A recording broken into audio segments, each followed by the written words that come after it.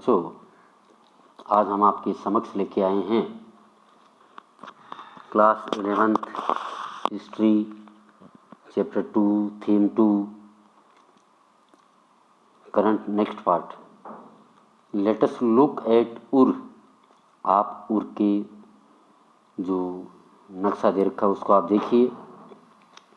One of the earliest cities to have been excavate Ur was a town whose ordinary houses were systematically excavated in the 1930s। प्राचीन शहरों में एक वो शहर जिसकी खुदाई की गई और उर की जो कस्बे हैं जिसमें किस प्रकार से व्यवस्थित रूप से घर बने हुए हैं, इसकी खुदाई 1930 के दशक में हुई। Narrow winding streets indicate that wheel carts could not have reached many of the houses.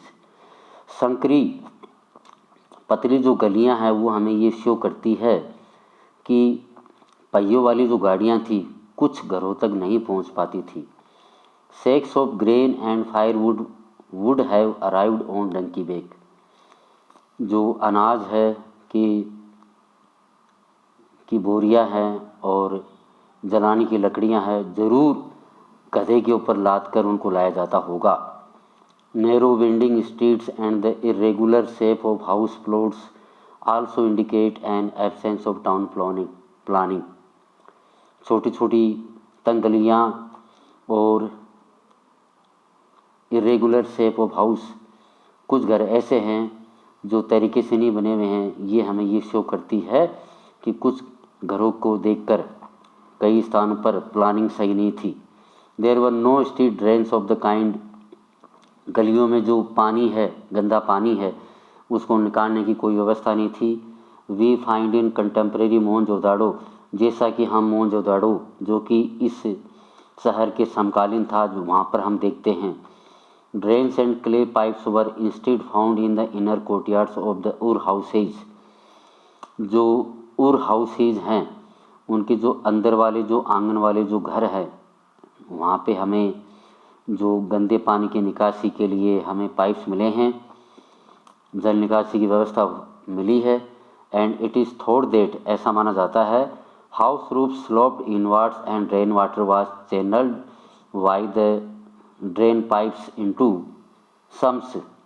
ऐसा माना जाता है कि छतों का जो बहाव है वो अंदर की तरफ था और जो रेन वाटर बरसात का पानी है वो चैनल के थ्रू अंदर गिरता था और पाइप्स के माध्यम से सम्प्स में जाता था। ये सम्प क्या है? A sump is a covered basin in the ground into which water and sewage flow.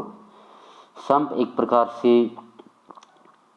Covered basin है, ऊपर से ढका हुआ है, जहाँ पे ये जो रेन वाटर का पानी है इकट्ठा होता था। In the inner courtyard this would have been a way of preventing the unpaved streets from becoming excessively slushy after a downfall.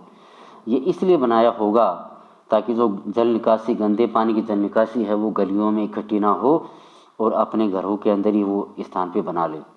Yet people seem to have swept all their household refuse into the streets. हाँ, लोग ऐसा लगता है कि लोग अपने घर का कचरा है वह गलियों में फेंकते होंगे, garbage to be trodden under foot. This made street level rise, and over time the threshold of the houses had also been raised so that no mud would flow inside after the rains। हाँ, कचरा है, गंदगी है, गली में फेंकते होंगे। धीरे धीरे गली का लेवल बढ़ गया, फिर उन्होंने अपने घर को भी ऊंचा बना लिया। Light came into the rooms not from windows but from doorways opening into the courtyards। घरों के अंदर जो लाइट है वो छतों से, खिड़कियों से नहीं आती थी, जबकि दरवाजे से आती थी जो आंगन में खुलता था। This would also have given families their privacy. इससे हमें ये भी पता लगता है कि परिवार में जितने भी लोग रहते थे उनको प्राइवेसी थी, निजता थी। There were superstitions about houses के बारे में कुछ अंधविश्वास थे। Recorded in omen tablets at Ur, जो कि उर में हमें जो टेबलेट मिली है ओमेन, उस पर लिखा हुआ है, a raised threshold brought wealth, a front door that did not open towards another house was lucky. एक सामने वाला दरवाज़ा है उसे खुला नहीं रखना चाहिए। और इसके अलावा एक दूसरे के सामने बराबर नहीं होना चाहिए gate. But if the main wooden door of a house open outwards, यदि घर का मुख्य दरवाज़ा बाहर की तरफ खुलता है इंस्टेड ऑफ इनवर्ड्स, अंदर की बजाय, the wife would be a torment to her husband, तो जो वाइफ है वो अपने हस्बैंड के प्रति टोरमेंट होगी। There was a town cemetery at Ur in which the graves of royalty and commoners have been found.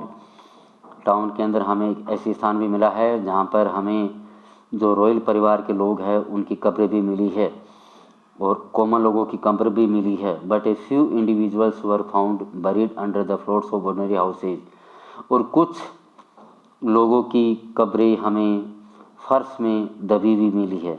हो सकता है कुछ लोगों ने अपने घरों के अंदर उनको दफनाया होगा। ये देखिए आप किस प्रकार से टाउन प्लानिंग है आपके सामने है, ये आपके सामने है, आप देख लीजिए इसको अच्छी तरह से, गलियां वगैरह सब बनी हुई है।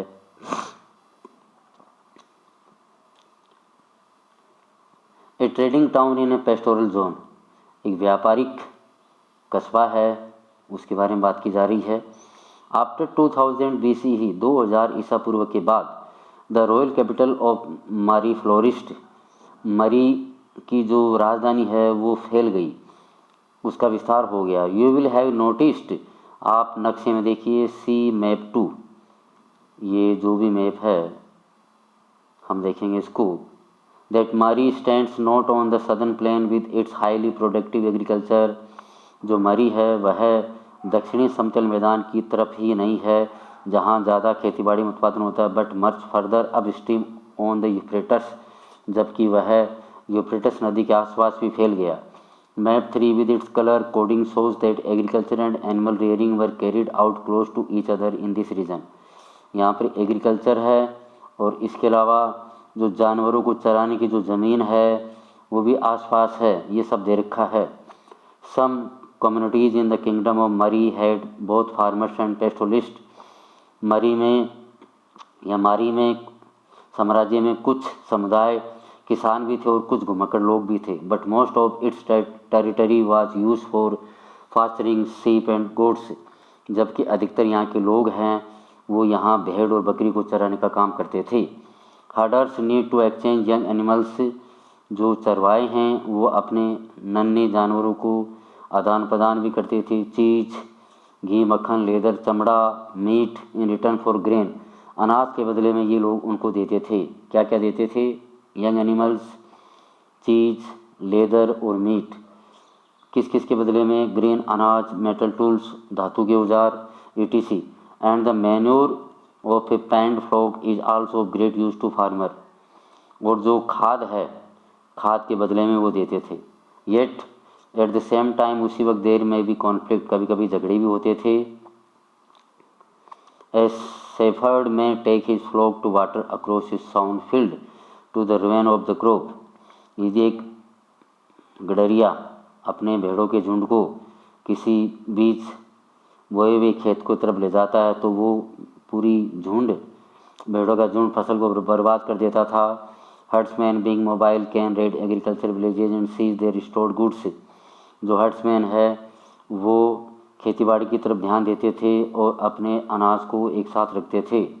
For their part settled groups may deny pastoralists access to river and canal water along a certain set of paths, इसके अलावा वो कुछ रास्ते भी बना के रखते थे जहाँ से पेस्टोलिस्ट गुजरते थे।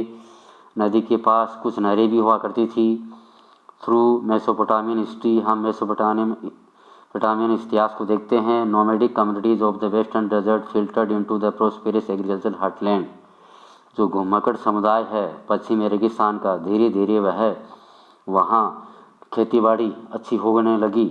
Shepherds would bring their flocks into the sown area in the summer, जो गडरिये हैं वो वहाँ गर्मियों में अपने भेड़ झुंडों को लाते थे। Such groups could come in as herders, harvest labourers or hired soldiers occasionally become prosperous and settle down, धीरे धीरे लावणी करने वाले, खेतीबाड़ी करने वाले मजदूर है और थके हुए सिपाही है, वहाँ धीरे धीरे बसने लगे और वहाँ एक अच्छा कस्बा बन गया। A few gained the power to establish their own rule, कुछ लोगों ने अपनी शक्तिशाली भी बन गए, अपनी पावर स्थापित कर ली वहाँ।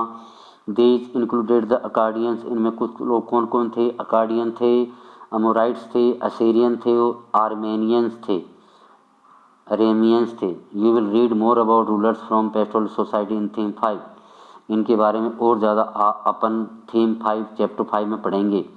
The kings of Mari were Amorites whose dress differed from that of the original inhabitants and who respected not only the gods of Mesopotamia but also raised a temple at Mari for Dagon, god of the steppe। हाँ भाई, जो मरी का राजा है वो अमोराइट्स हुआ करते थे, उनकी ड्रेस भी हुआ करती थी और वे लोग मेसोपोटामिया के जो गॉड है, भगवान है, उसकी इज्जत भी करते, पूजा पाठ भी करते थे। और मारी में उन्होंने टेम्पल बनाया था डगन का, जो कि गॉड ऑफ द स्टेपी है। Mesopotamian society and culture were thus open to different people cultures. इस प्रकार हम ये देखते हैं कि मेसोपोटामिया की जो सोसाइटी है, वहाँ की संस्कृति है, अलग अलग प्रकार के लोगों के लिए एक साथ बनी हुई थी, सब लोग रहते थे वहाँ। And the vitality of the civilisation was perhaps due to this intermixture, और यहाँ पर हमें जो कुछ समाज दिखाई देता था वह एक दूसरे समाज के मिल जाने, समुदाय के मिल जाने की वजह से दिखाई दे रहा था। A warrior holding a long spear and a wicker shield, not the dress typical of Amorites and different from that of the Sumerian warriors shown on page 38. This picture was incised on Sale century 2600 BCE। आप देखिए आप किस प्रकार से सिपाही ने dress पहन रखी है, उसके हाथ में भाला भी है। ये है सुमेरियन वारियर से थोड़ा अलग है। एमोराइट्स ये लोग हुआ करते थे। देखिए आज से 2600 ईसा पूर्व की बात है। The palace at Mari of king जिमरिलिम 1810 से लेकर 1760 ईसा पूर्व।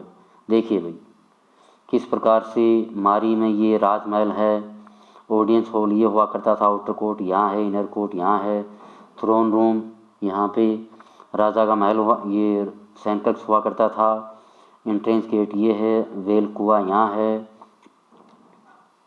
कोर्टयार्ड ऐसा था, और scribe office with benches and clay beans for storing tablets. देखो भाई यहाँ पे टेबलेट्स को रखने के लिए जगह बनी हुई है। आगे ये देखिए आप, आगे वर्कशॉप एंड किचन भी बनी हुई है। यहाँ किचन है, लेबोरेटरी एंड बाथ, यहाँ टॉयलेट करने के लिए और नहाने के लिए बना हुआ है। The palace at Mari of king Zimrilim, the great palace of Mari was the residence of the royal family. जो मारी में जो बड़ा महल है वह राज परिवार का निवास हुआ करता था। The hub of administration and place of production specially of precious metal ornaments, यहाँ पे प्रशासन का कार्य भी होता था, और जो कीमती ऑर्नामेंट्स है, आभूषण है, उनका भी ये ऑफिस हुआ करता था। It was so famous in its time that a minor king came from north Syria just to see it. ये इतना प्रसिद्ध था कि एक छोटा राजा सीरिया से, उत्तरी सीरिया से यहाँ सिर्फ इस महल को देखने आया था। Carrying with him a letter of introduction from a royal friend of the king of Mari Zimrilim के पास एक पत्र लेके आया था ताकि वो दोस्ती का हाथ बढ़ा सके। Daily list reveal that huge quantities of food were presented each day for the king's table. यहाँ पर जो लिस्ट मिली है वो हमें ये बताती है कि राजा के सामने क्या क्या परोसा जाता था भोजन में। Flour, bread, meat, fish, fruit, beer and wine, सब कुछ परोसा जाता था। He probably ate in the company of many others. इसका मतलब ये था कि राजा बहुत से लोगों के साथ में एक साथ खाना खाता था, इन अंदर और अराउंड कोर्टयार्ड या कोर्टयार्ड में। 106 पेवेड वाइट, लगभग 106 लोग हुआ करते थे ऐसा माना जाता है। You will notice from the, ये यहाँ पे नंबर दे रखा होगा, हाँ 106 इनर कोर्ट है यहाँ पर, 106 लोग नहीं 106 नंबर दे रखा है। हाँ, you will notice from the plan, आपने प्लान से देखा होगा, that the palace had only one entrance, पहले महल का एक ही मुख्य दरवाज़ा है। ऑन द नॉर्थ, उत्तर में। The large open courtyard such as, जो नंबर 131 दे रखा है, वर ब्यूटीफुली पेवेड, जो 131 नंबर पे जो दे रखा है, देखिए आप 131, हाँ 131, उसको भी बड़े तरीके से सजाया हुआ होगा। The king would have received foreign dignities and his oven people in 132, राजा मेहमानों को और अपने लोगों को 132 में मिला करता था। ए रूम विद वॉल पेंटिंग, ये वो कमरा जिसमें वॉल पेंटिंग थी। That would have await the visitors, जहाँ पे आगंतुकों का स्वागत होता था, पेंटिंग बनी हुई है। The palace was sprawling structure with 260 rooms, महल में 260, देखिए एक मिनट नंबर दे रखा होगा शायद 260, हाँ ऐसा बता रखा है कि 260 कमरे थे। And covered an area of 2.4 hectares, और 2.4 हेक्टेयर एरिया फैल रखा था, इतना कवर था। Painting on wall of 132 number कमरे में ये पेंटिंग बनी हुई थी इस प्रकार से, देखिए आप। The kings of Mari however had to be vigilant, herders of various tribes were allowed to move in the kingdom. Mari का जो राजा था वह बहुत ही दिव्य दृष्टि वाला था, बहुत से कबीलों के लोग उनको उसने अनुमति दी साम्राज्य में बसने की।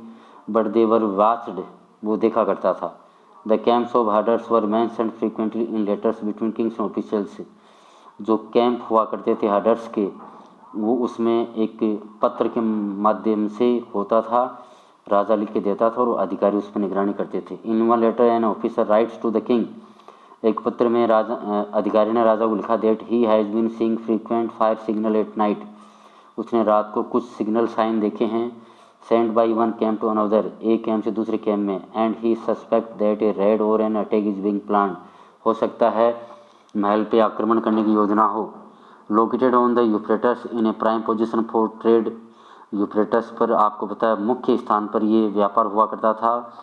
व्यापार किसमें? वुड लकड़ी का, कॉपर तांबा, टिन कनस्तर, ऑयल तेल, वाइन शराब and various other goods that were carried in boats along the Euphrates, और भी बहुत सारी चीज़ें हुआ करती थी जो कि यूफ्रेटस नदी में नाव के माध्यम से आती थी। Between the south and the mineral rich upland of Turkey, दक्षिणी मेसोपोटामिया में और टर्की, सीरिया और लेबनान के जो धातु से भंडार भरे हुए जो क्षेत्र वहाँ। Mari is a good example of an urban centre prospering on trade, Mari एक बहुत बड़ा उदाहरण है कैसे शहरीकरण में किस प्रकार से व्यापार होता था शहर वाली आबादी में। बोट्स कैरिंग ग्राइंडिंग स्टोन्स, नाव के माध्यम से डलवेदार पत्थरों को ले जाया जाता था, लकड़ी को, वुड, वाइन, शराब, oil jars would stop at Mari on their way to the southern cities, Mari में उनको रोका जाता था, उसके बाद में सदर्न सिटीज़ में भेज दिया जाता था। Officers of this town would go abroad, यहाँ के अधिकारी और दूर दूर भी जाते थे। इंस्पेक्ट, निगरानी करते थे। The cargo, a single river boat could hold 300 wine jars, क्योंकि एक नाव है नदी की, उसमें 300 वाइन शराब की जार रखी जा सकती थी। And levy a charge of about 1/10 the value of the goods before allowing the boat to continue down stream, और नीचे नाव को जाने के लिए उनसे टैक्स लिया जाता था 1/10, एक दहाई। Barley came in special grain boats, मक्का की अलग से नाव आती थी। Most important tablet differ to copper from Alashiya the island of Cyprus known for its copper, यहाँ से कॉपर तांबा भी आता था। एंड टिन कनस्तर भी आता था। Was also an item of trade, ये भी व्यापार के कुछ आइटम हुआ करते थे। As bronze was the main industrial material for tools and weapons, bronze है, कांस्य है, वह औद्योगिक धातु हुआ करता था औजारों के लिए और हथियारों के लिए। This trade was of great importance, इस व्यापार का बहुत महत्व था। दस Aldous the kingdom of Mari was not militarily strong, यद्यपि हम मानते हैं कि मारी का जो साम्राज्य है वह सैन्य तौर पर स्ट्रॉन्ग नहीं था। इट वाज एक्सेप्शनली प्रोस्पेरस, फिर भी यहाँ पर संपन्नता थी। एक्सकेवेटिंग मेसोपोटामियन टाउन्स, देखिए आप टुडे की मेसोपोटामिया के जो कस्बे उनको खुदाई की गई। Mesopotamian excavators have much higher standards of accuracy and care in recording than in the old age, Mesopotamia के जो लोग थे उन्होंने जो कुछ लिखा है बहुत ही सटीक तरीके से लिखा है। So that few dig huge area that way Ur was excavated, इसलिए उर को गहराई से खोदा गया Moreover, few archaeologists have the funds to employ large teams of excavators, thus the mode of obtaining data has changed. हाँ, जो बहुत से बेरोजगारों को रोजगार दिया गया यहाँ खुदाई के लिए, ताकि करेक्ट डाटा हमारे सामने आए। Take the small town at Abu Salabikh, यहाँ पे छोटे कस्बे को देखिए, about 10 hectares in area in 2500 BCE with a population less than 10,000। आप अबू सालाबिक एरिया को देखिए जहाँ 2500 ईसा पूर्व 10,000 लोग बसे हुए थे। The outlines of walls were at first traced by scraping surfaces, बाहर की दीवार को पहले खुदाई की गई। This involve scraping of the top few millimetres of the mound with the sharp and wide end of shovel or other tool. इस बाहर वाली दीवार पे अंदर कुछ टिब्बे बने हुए थे, धारदार हथियार भी थे। While the soil underneath was still slightly moist, the archaeologist could make out different colours, textures and lines of brick walls और पिट्स और अदर फीचर्स। और भी बहुत सारी चीज़ें वहाँ पर कलर वगैरह टेक्सचर सब दे रखा था। A few house that were discovered were excavated, कुछ घरों की खुदाई की गई। The archaeologists also sieved through tons of earth to recover plant and animal remains, पुरातत्व वैज्ञानिकों ने टन्स की हजारों टनों में मिट्टी बाहर निकाली ताकि जानवरों के पेड़ पौधों की कुछ जो अवशेष हमें बाहर निकाल सके हम। And in the process identify many species of plants and animals and found large quantities of charred fish bones that had been swept out on to the streets. हाँ भाई, जो मछलियों की जो अवशेष है, हड्डियाँ हैं, वो भी हमें मिली है, जो गलियों में मिली है। Plant seeds and fibre remained after dung cakes has been burned as fuel and thus kitchen were identified। हाँ भाई, जो पेड़ पौधों के बीज है, फाइबर है के टुकड़े हैं, उनको चूल्हे में काम में लिया जाता था रसोई में, इसलिए रसोई की इस प्रकार रसोई की पहचान की गई। Living rooms were those with favour traces. हाँ, जो लिविंग रूम है वो कम है, because they found the teeth of very young pigs on the sheet, क्योंकि जो गले में जवान सूअरों की हमें कुछ दांत मिले हैं। आर्कियोलॉजिस्ट कंक्लूड दैट, आर्कियोलॉजिस्ट ने ये निर्णय किया, pigs must have roamed freely here as in any other Mesopotamian town, यहाँ हो सकता है कि सूअर खुले तौर पर घुमा करते होंगे। In fact one house burial contained some pig bones. हाँ, एक घर में हमें कुछ सूअरों की हड्डियाँ दफनाई हुई मिली। The dead person must have been given some part for this nourishment in the afterlife। हो सकता है कि एक व्यक्ति के मरने के बाद में उसको कुछ ऐसा इस प्रकार से कुछ उसको सम्मान दिया गया होगा। The archaeologist also made microscopic studies of room floors to decide which rooms in a house were roofed with poplar logs, palm leaves, straw etc. and which were open to the sky। Archaeologist पुरातत्व वैज्ञानिकों ने microscopic studies की, बहुत सूक्ष्म दृष्टि से study की है कि किस कमरे को ऊपर छत ढक के रखी जाती थी और किस कमरे को खुला रखा जाता था। कमरे को ढका जाता था पॉपुलर लॉग से, पाम लीव्स से, घास फूस से, स्ट्रा से। अब बच्चों लास्ट पार्ट रह गया है, ये हम कल आपको बताएंगे सिटीज इन मेसोपोटामियन कल्चर में क्या था। तो बच्चों, मुझे उम्मीद है आपको ये पार्ट अच्छा लगा होगा, पसंद आएगा। आप इसको लाइक करें, पसंद करें, सब्सक्राइब करें चैनल को। Memory facts by Rajesh sir. Thank you, have a nice day.